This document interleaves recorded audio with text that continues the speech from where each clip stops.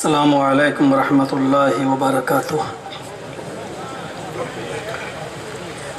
الحمد للہ نحمده ونستعینه ونستغفره ونعوذ باللہ من شرور انفسنا ومن سیئات اعمالنا من يهده اللہ فلا مضل له ومن يضلل فلا هادی له واشهد ان لا الہ الا اللہ وحدہ لا شریک له واشهد ان محمدا عبده ورسوله اما بعد فان خیر الحدیث کتاب اللہ وخیر الهدی هدی محمد صلی اللہ علیہ وسلم وشر الامور محدثاتها وكل محدثة بدعة وكل بدعة ضلالة وكل ضلالة في النار۔ اعوذ باللہ من الشیطان الرجیم، بسم اللہ الرحمن الرحیم۔ یا ایہا الذین آمنوا اتقوا اللہ ولتنظر نفس ما قدمت لغد۔ رب اشرح لی صدری ویسر لی امری واحلل عقدۃ من لسانی یفقہوا قولی۔ بہت لمبی اور چوڑی گفتگو آپ کے سامنے نہیں کرنی ہے اور مناسب بھی نہیں ہے۔ ہمیں پرشاسن کا خیال رکھنا ہے اور قانون کو اپنے ہاتھ میں لینا مناسب بھی نہیں ہے۔ سفر ہوتا ہے، اسی لیے اس کو قطعۃ من النار کہا گیا ہے، وہ جہنم کا ایک ٹکڑا ہے۔ میں یقین مانیے کل رات کے 11 بجے کا نکلا ہوا ہوں اپنے گھر سے، اور اس وقت 12 بج رہے ہیں، یعنی 25 گھنٹے مسلسل ہو چکے ہیں۔ پہلے یہ طے تھا کہ میں کیفیت سے آ جاؤں گا اعظم گڑھ تک، اور اعظم گڑھ تک ہمیں فیاض صاحب سے میں نے فون پہ کہا کہ آپ گاڑی بھجوا دیجئے گا۔ تو شروع سے یہی چیز چلی آ رہی تھی۔ مولانا اصغر علی امام مہدی حفظہ اللہ جو امیر ہیں ہماری مرکزی جمعیت اہل حدیث ہند کے، 3-4 روز پہلے انہوں نے فون کیا، میں نے ان کو بھی بتایا کہ میں کیفیات سے جاؤں گا، لیکن وقت پر میں نے بتایا فیاض صاحب کو کہ کیفیات تو 9 گھنٹہ لیٹ ہے، اور جو گاڑی لیٹ ہوتی ہے وہ اور لیٹ کرتے ہیں، پتہ نہیں یہ کب تک پہنچے گی۔ تو سارا معاملہ فیاض صاحب نے انٹرنیٹ پر چیک کیا، پھر مجھے بتایا کہ ابھی 2-3 ٹرینیں ہیں، کیفیات جانے دیجئے، اس کو چھوڑ دیجئے، دوسری مگدھ آ رہی ہے۔ تو میں نے کہا وہ کا روٹ الگ ہے، وہ نہ تو بنارس جاتی ہے نہ اعظم گڑھ۔ بولے مغل سرائے سے ہم لے لیں گے، ہم آپ کو وہاں سے بلوا لیں گے۔ جب میں اسٹیشن پہنچا تو پتہ چلا کہ مگدھ بھی 2 گھنٹہ لیٹ آئے گی۔ اس سے پہلے ایک اور ٹرین آ رہی تھی سمر اسپیشل، میں نے اس کو دیکھا تو وہ غازی پور تک ہے۔ میں نے کہا یہ، پھر میں نے نیٹ پر چیک کیا تو اس کے 3-4 ہی اسٹاپز تھے، تو میں سمجھا کہ بہت اچھی گاڑی ہوگی، اور 10 بجے تک یہ دکھا رہا ہے غازی پور پہنچا دیں گے، لیٹ بھی ہوگی تو 12 بج جائے گا، 1 بج جائے گا، 2 بج جائے گا، بہرحال میں جلسے کے ٹائم تک پہنچ جاؤں گا۔ تو فیاض صاحب سے بات ہوئی، انہوں نے کہا بالکل چڑھ جائیے آپ اس پر۔ میں اس پر بیٹھ گیا، پھر ٹی ٹی سے ملا، اور آپ جانتے ہیں گرو دکھشڑا کے بغیر تو کچھ کام ہوتا نہیں ہے ہمارے بھارت کے اندر، ہندوستان کے اندر۔ بہرحال کسی طریقے سے لے دے کے معاملے کو رفع دفع کر کے اس میں بیٹھا، تو کانپور جب آیا تو اس کا اے سی خراب ہو گیا۔ اس اے سی ڈبے کو بنانے میں 4 گھنٹے لگ گئے۔ 4 گھنٹے وہاں کھڑی کرنے کے بعد جب وہاں سے وہ ٹرین چلایا تو الہ آباد اور کانپور کے بیچ میں ایک ایسے جنگل میں گاڑی روک دی کہ جہاں نہ تو ہم گاڑی سے اتر سکتے تھے، نہ بس مل سکتی تھی، نہ آٹو مل سکتا تھا، نہ میں کوئی گاڑی۔ پوچھا کیا ہوا تو پتہ چلا کہ انجن خراب ہو گیا اس گاڑی کا۔ اب وہ دوسرا کوئی انجن آئے گا کہیں سے، پھر وہ اور سنگل لائن کیا ہو کیا نہیں، بڑی پریشانی۔ تو پھر بہرحال 5 گھنٹے وہاں لگ گئے۔ کسی طریقے سے رو کر 4-5 بجے تک میں پہنچا الہ آباد۔ تو الہ آباد میں 1.5-2 گھنٹہ گاڑی روک دی۔ پھر میں برابر فیاض صاحب سے رابطے میں، انہوں نے کہا کہ گاڑی چھوڑ دیجئے، آپ کو میں بک کر دیتا ہوں اولا۔ انہوں نے اولا بک کی، تو پھر سڑک کا بھی وہی حال، ٹریفک کا وہی حال، ٹرک والے نہیں چلنے دے رہے ہیں گاڑی آگے۔ 5 گھنٹے میں ہم وہاں سے جونپور پہنچے، پھر جونپور سے یہاں بھی وہی حال۔ بہرحال اب یہاں برابر میسیج آپ کو ایک دن پہلے نکلنا چاہیے، آپ نے ایک دفعہ اور کیا۔ اب پبلک کیا جانے انسانوں کے اوپر کیا گزرتی، بھائی میں ایک دن پہلے ہی نکلا ہوں۔ اب مجھے غصہ تو اتنا آ رہا تھا، جس نے میسج کیا میں اس کو بولنے والا تھا کہ تو ہیلی کاپٹر بھیج دیتا، کیوں نہیں بھیجا جب اتنا زیادہ ضروری تھا۔ میں 1997 سے یہاں تقریریں کر رہا ہوں. پہلی تقریر میری 97 میں ہوئی ہے، 2018. 21 سالیں ہو گئیں. 21 سال کی زندگی میں یہ دوسرا حادثہ ہے. پہلا ایک اور جگہ کہیں تھی، وہاں میں پہنچ ہی نہیں پایا کسی پریشانی. یہاں میں پہنچا لیکن تھوڑا لیٹ. تو یہ 21 سال کی زندگی میں اگر 2 مرتبہ ایسا ہو جائے تو اس کو یہ نہیں جوڑا جاتا ہے کہ یہ دھوکے ہوئے ہیں. اور میں بہرحال سفر میں بھی تھا اور میں نے اپنی طرف سے پوری کوشش کی، لیکن اب نہیں، اللہ تعالیٰ کو منظور تھا. ما تشاؤون الا ان شاء اللہ. تم کچھ نہیں کر سکتے، تمہاری قدرت میں نہیں، تمہاری طاقت میں نہیں، تم کچھ کر ہی نہیں سکتے جب تک کہ اللہ تعالیٰ نہ چاہے. تو اس میں ہم اور آپ کیا کر سکتے ہیں؟ اور ہم تو اللہ تعالیٰ کے ہر کام کو مصلحت پر مبنی سمجھتے ہیں کہ اس میں بھی کوئی نہ کوئی مصلحت رہی ہوگی اللہ تبارک و تعالیٰ کی. آپ لوگوں نے یہاں انتظار کیا. بس 1-2 باتیں میں آپ کو بتا دیتا ہوں کہ اللہ تبارک و تعالیٰ نے فرمایا قرآن کریم کے اندر کہ یا ایھا الذین آمنوا اتقوا اللہ ولتنظر نفس ما قدمت لغد. اللہ تعالیٰ سے ڈرو، اور ہر مومن کو، ہر شخص کو، وَلْتَنْظُرْ نَفْسٌ مَّا قَدَّمَتْ لِغَدٍ، ہر انسان کو اس بات کی فکر ہونی چاہیے کہ کل قیامت کے دن کے لیے اس نے کیا کیا ہے. ہمیں اور آپ کو ہر حال میں اللہ سے ڈرنا چاہیے، چاہے وہ اس جلسے کا تعلق ہو یا یہ تو ہماری اپنی بات ہے. آپ کیا سمجھتے ہیں کہ قدرت خدا بندی کو آپ دیکھ لیجئے، اللہ تعالیٰ کے قانون قدرت. آپ ہم سے تو کہہ رہے ہیں کہ 1 دن پہلے اور نکلنا چاہیے، وقت سے نکلنا چاہیے. کیا یہ بات اللہ تعالیٰ سے بھی کہہ سکتے ہو کہ ایک ہی وقت میں پوری دنیا میں چاند دکھانا چاہیے؟ کیوں دو؟ کہیں کہیں ڈبل کرا دیتا ہے، کہیں ڈبل روزے رکھوا دیتا ہے. آپ کہہ سکتے ہیں. اس میں بھی اتفاق نہیں ہے ہمارا. کہیں روزے توڑوائے جا رہے ہیں، کہیں روزہ پورا کرایا جا رہا ہے. کوئی کہہ رہا ہم نے اپنی آنکھ سے چاند دیکھا ہے، کوئی کہہ رہا ہے کہ نہیں ہمارے پاس خبر آئی ہے. تو ہمارے اس معاملے میں بھی جب اتفاق نہیں ہو رہا ہے تو یہ تو ہمارا ویسا معاملہ ہے. ٹرین کوئی ہم تو چلا نہیں رہے تھے. کبھی کبھی غصہ آ رہا تھا کہ ڈرائیور کا گریبان پکڑ کے کھینچوں اور خود چلانے لگوں. لیکن چلانا، آپ یقین مانیے ڈرائیور اس کے گارڈ کے ساتھ دھکا مکی ہوئی ہے. الہ آباد اسٹیشن پر پوری پبلک نے گارڈ کو دھکا مکی کی ہے. اس نے فون کیا، جی آر پی آئی. اب پبلک تو غصے میں تھی، لیکن جی آر پی کے آنے کے بعد پھر 1 گھنٹہ گاڑی لیٹ ہوئی. اب کیا ہوگا؟ وہاں اور پھر 1 گھنٹہ لیٹ ہوئی. تو یہ ساری چیزیں ہمیں ہر معاملے میں اللہ تبارک و تعالیٰ سے ڈرنا چاہیے، چاہے وہ ہماری زندگی کے کسی بھی شعبے سے تعلق رکھتا ہو. اللہ تعالیٰ کا خوف کرنا چاہیے. جو باتیں مجھ سے پہلے علماء نے بتائیں وہ بھی قرآن و حدیث تھیں، ہم جو بتائیں گے وہ بھی قرآن و حدیث ہے. مجھے یاد ہے کہ کھیدو پورے کے اندر میں نے جو پروگرام ہوا تھا اس میں میں نے کہا تھا کہ اگر اتنی بڑی بھیڑ یہاں پر جو جمع ہوئی ہے اگر قرآن و حدیث سننے آئی ہے تو وہ ان کی رات قابل مبارکباد ہے، اور اگر مولانا جرجیس کو سننے آئی ہے تو ہماری یہ رات بیکار ہے. شخصیت پرستی نہیں ہونی چاہیے.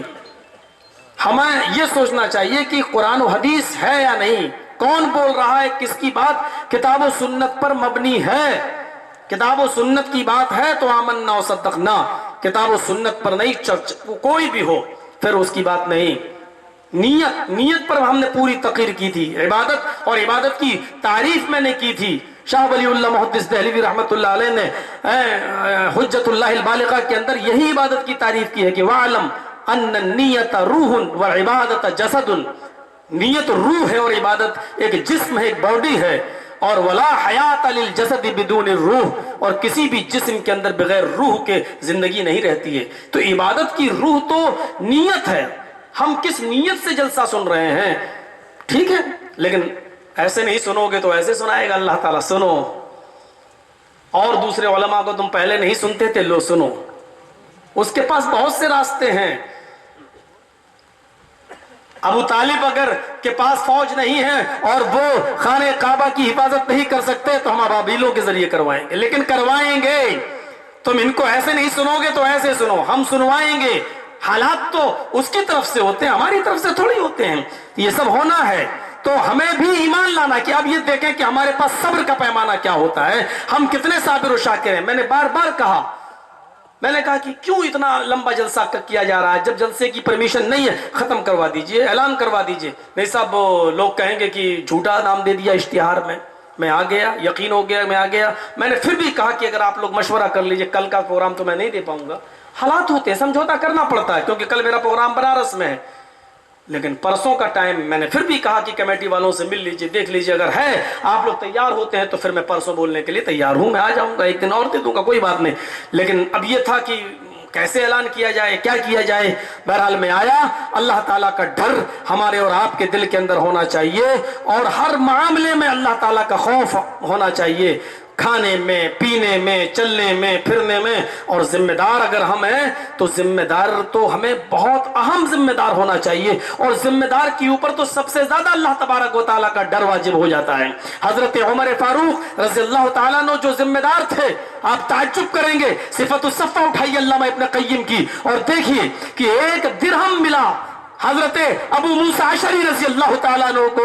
وہ خازن تھے بیت المال کے خازن تھے, اور جھاڑو لگاتے وہ 1 درہم جب مل گیا اور انہوں نے دیکھا کہ یہ باہر پڑا ہوا ہے, اس درہم کو اٹھا کر حضرت عمر فاروق کے بیٹے کو دے دیا. چھوٹا سا بچہ تمام بچوں کے ساتھ کھیل رہا تھا, اور دوسروں کے بچے کچھ کھا رہے تھے دکان سے خرید کر. عمر فاروق کا بچہ ان بچوں کو دیکھ رہا تھا جن کے ہاتھوں میں کھانے پینے کی چیزیں ہیں, لیکن یہ بیچارہ منہ تک رہا تھا, کچھ نہیں تھا اس کے پاس. حضرت ابو موسیٰ اشعری نے وہ 1 درہم اس بچے کو دے دیا. وہ بچہ وہ درہم لے کر دکان پر نہیں گیا, کوئی چیز نہیں خریدی, بلکہ اس درہم کو لے کر وہ اپنے گھر واپس آتا ہے. حضرت عمر فاروق کی نظر جب اس درہم کے اوپر اس مٹھی پر پڑی, کہا بیٹے مٹھی کھولو. مٹھی کھولا تو درہم نیچے گر گیا. کہا یہ درہم کہاں سے آیا؟ کہا ابو موسیٰ اشعری نے دیا ہے.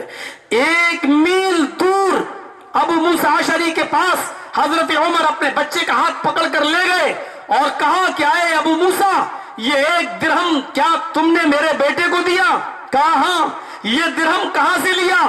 کہا یہ درہم بیت المال کے باہر, دروازے کے باہر ہم کو سڑک پر ملا, میں اس کو بیت المال میں جمع کر سکتا تھا, لیکن دیکھا کہ آپ کا بچہ بھوکا ہے اور دوسروں کے بچوں کی کھانے کی چیزوں پر نظر ڈال رہا ہے, اس لیے میں نے 1 درہم اس کو دے دیا, یہ بھی دکان سے کچھ لے کے کھائے گا. وہ 1 درہم اٹھایا حضرت عمر فاروق نے, اور وہ درہم ابو موسیٰ اشعری کے سر پہ دے مارا اور فرمایا کہ اے ابو موسیٰ, جہنم میں ڈھکیلنے کے لیے اور جہنم میں دھکا دینے کے لیے تیری نظر عمر کے ہی گھر پر پڑی تھی, جہنم میں ڈھکیلنے کے لیے تیری نظر عمر کے گھرانے پر ہی پڑی تھی, کوئی اور تیری نظر میں کوئی اور نظر نہیں آیا, تجھے کوئی اور نہیں دکھائی دیا, کیا عمر ہی دکھا, عمر کا گھرانہ ہی دکھا.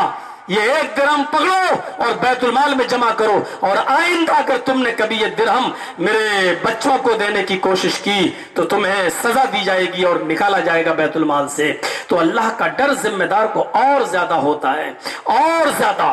سخت دوپہر میں, چلچلاتی ہوئی دھوپ میں حضرت عمر دوڑ رہے ہیں, حضرت عثمان غنی اپنے گھر کی چھت کے اوپر کھڑے ہیں, اور دور دھوپ میں ایک آدمی نظر آتا ہے, اس کے پیروں میں چپل نہیں. حضرت عثمان کہتے میں نے دل میں سوچا اس آدمی کو کیا ہو گیا ہے, کاش یہ آدمی تھوڑے سے سائے کا انتظار کر لیتا, تھوڑا سا رک جاتا, سائے میں نکلتا.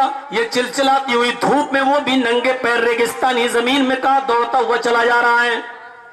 حضرت عثمان کہتے ہیں میں اس آدمی کی طرف نظر ڈالتا رہا, جب وہ قریب آیا تو پتا چلا کہ وہ عمر فاروق ہے.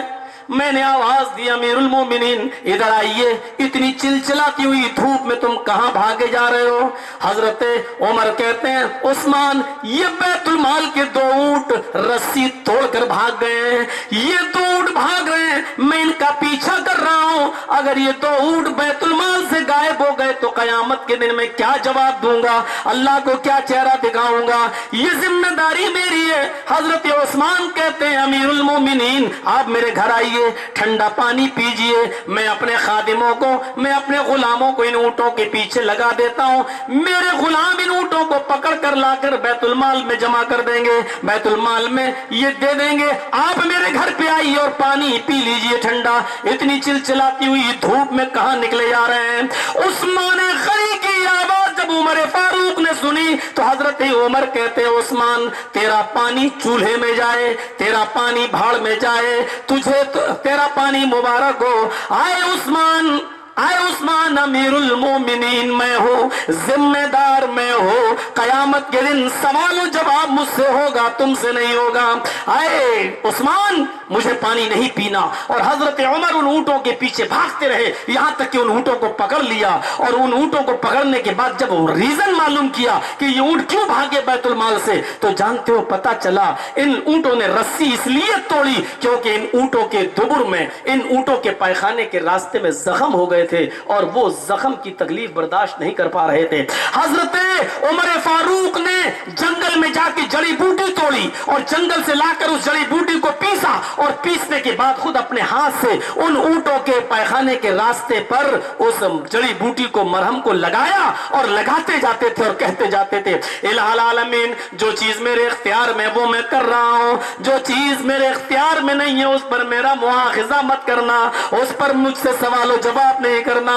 मुझे मालूम नहीं था इन ऊंटों को जख्म है, अब जब जख्म के बारे में मालूम हो गया तो मैं इन ऊंटों का इलाज खुद कर रहा हूँ। अरे अल्लाह मैं इन ऊंटों का मरहम पट्टी खुद कर रहा हूँ, अपने हाथ से इनकी दुबुर में, इनके पैखाने के रास्ते में मैं ये जड़ी बूटी पीस कर खुद लगा रहा हूँ। तो एक जिम्मेदार आदमी को इस तरीके का एहसास होता था, इस तरीके का एहसास होता था। यही एहसास हमारी जिंदगियों में हो जाना चाहिए।